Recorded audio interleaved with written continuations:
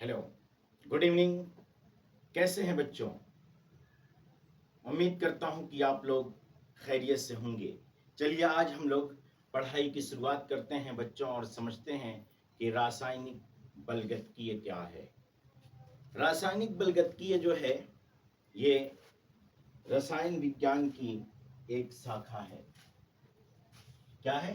रसायन विज्ञान की एक ऐसी शाखा है जिसके अंतर्गत हम अभिक्रिया दर यानी कि जो रिएक्शन का रेट होता है, रिएक्शन रेट और उसमें होने वाली जो तमाम क्रिया विधि होती है उसका अध्ययन करते हैं।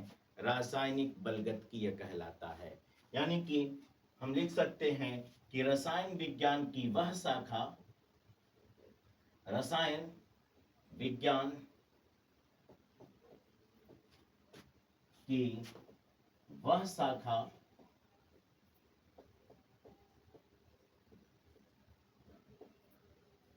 जिसके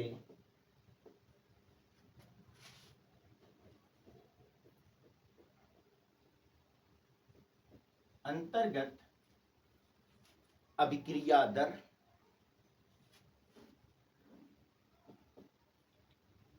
क्या करते हैं? अभिक्रिया दर एवं क्रिया विधि का अध्ययन किया जाता है। एवं क्रिया विधि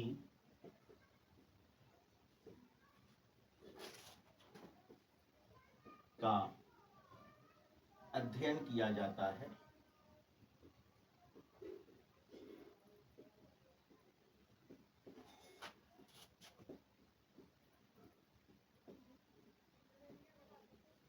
रासायनिक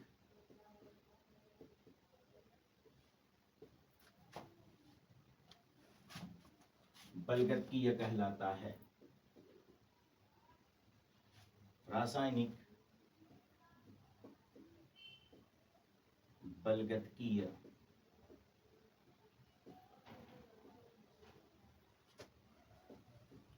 कहलाता है।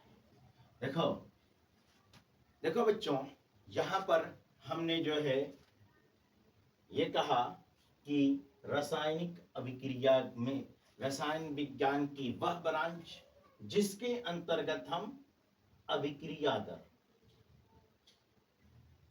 और इस अभिक्रिया दर में होने वाले जितने भी क्रिया विधि हैं उन तमाम क्रिया विधि का अध्ययन करते हैं, उसका वह क्या कहलाता है।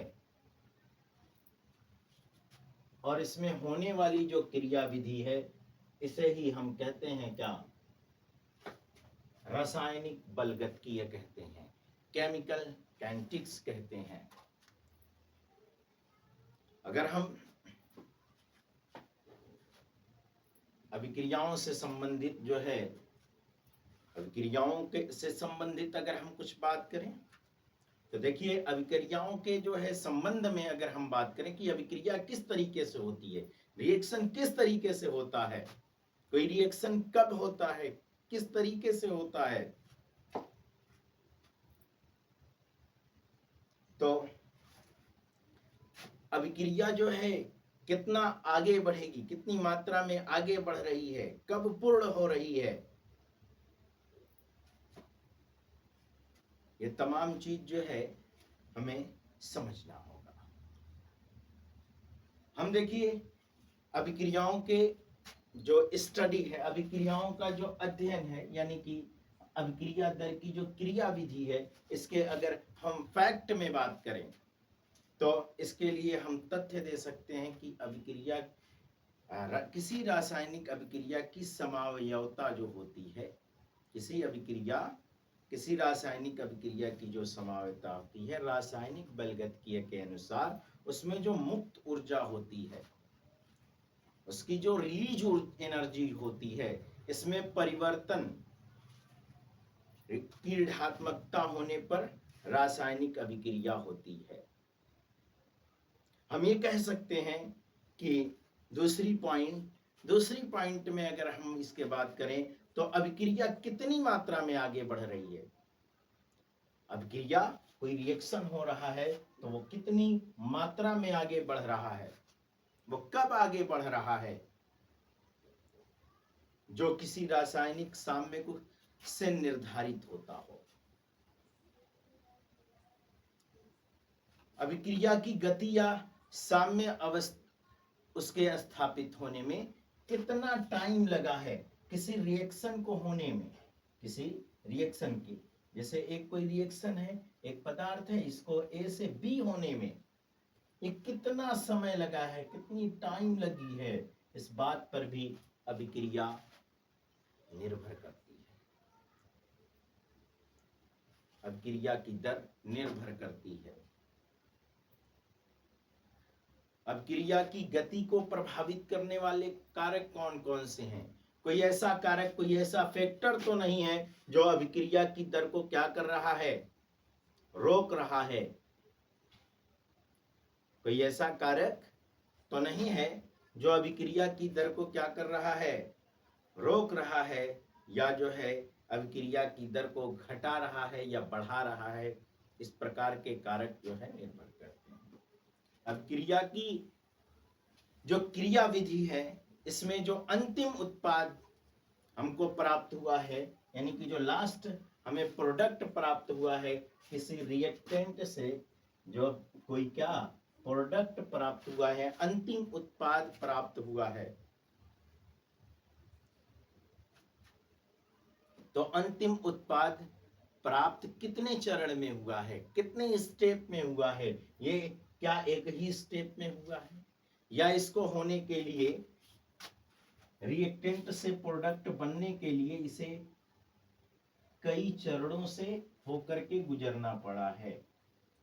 जैसे कोई रिएक्शन जो है ए है, और उस रिएक्शन वो कोई हमारा जो है रिएक्टेंट पदार्थ यानी कि अभिकारक पदार्थ यदि ए है और उसे बी होना है या जो है डी होना है, यानी हमारा प्रोडक्ट जो प्राप्त हो रहा है ये ए से डी प्राप्त हो रहा है, तो ए से जब डी प्राप्त हो रहा है हमारे रिएक्टेंट से प्रोडक्ट, तो ए रिएक्शन करके यदि बी, और फिर बी रिएक्शन करके क्या कर रहा है, कोई पदार्थ सी बना रहा है, और उसके बाद सी पदार्थ डी बना रहा है, हमको ए से डी पदार्थ बनाना है, तो ये कितने चरण में हो रहा है, यह इस बात को भी हमें क्या करना होगा, ध्यान में रखना होगा कि यह रिएक्शन, यह अभिक्रिया कितने चरणों में हुई है।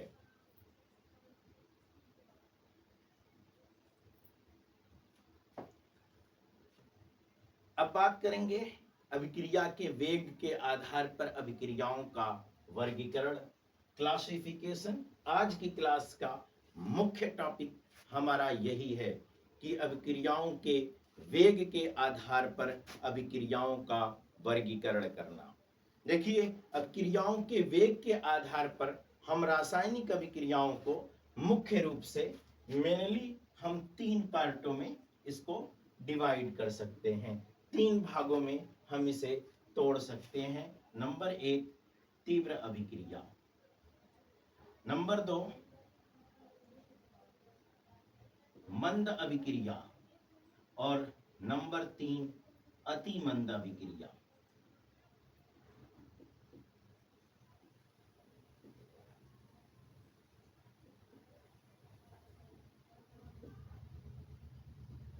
ये 3 अभिक्रियाएं हैं। इन 3 तरीके से हम जो है वेग के आधार पर, गति के हिसाब से इस अभिक्रिया की जो है हम अभिक्रिया को क्या कर सकते हैं, डिवाइड कर सकते हैं, बांट सकते हैं। कितने प्रकार से हम इसे बांट सकते हैं, 3 आधार पर हम इसको डिवाइड कर सकते हैं। नंबर 1 है तीव्र अभिक्रिया।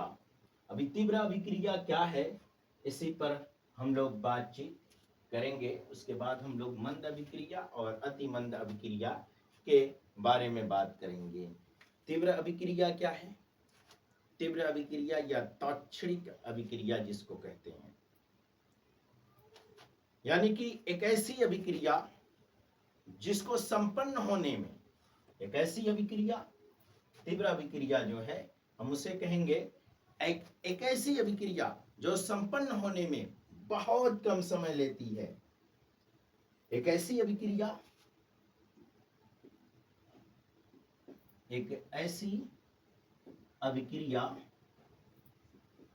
मैं लिख दे रहा हूं यहां पर, एक ऐसी अभिक्रिया जिसको होने में काफी कम समय लग रहा हो, है ना, जिसको संपन्न होने में, है ना, जो अभिक्रियाएं बहुत कम समय में हो रही हैं, इसे मैं लिख देता हूं, वह अभिक्रिया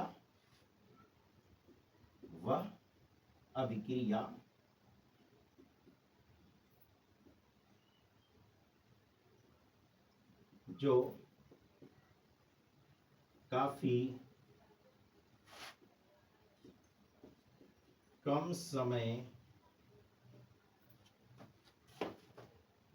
में संपन्न हो जाती है, जो काफी कम समय में संपन्न हो जाती हैं, उसे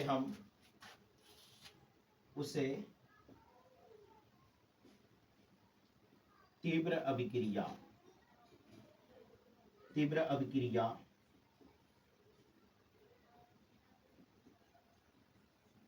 कहते हैं। क्या कहते हैं? वह अभिक्रिया जो काफी कम समय में हो जाती है उसे हम तीव्र अभिक्रिया, तात्कालिक अभिक्रिया या तात्क्षणिक अभिक्रिया कहते हैं। यानी कि इन अभिक्रियाओं का, यह अभिक्रियाएं बहुत ही तीव्र वेग से संपन्न होती हैं। सामान्यतः ये जो है, ये अभिक्रियाएं सामान्य रूप से आयनिक यौगिक प्रकट करती हैं, आयनिक यौगिक बनाती हैं। सामान्य रूप से यह अभिक्रिया जो है, जो तीव्र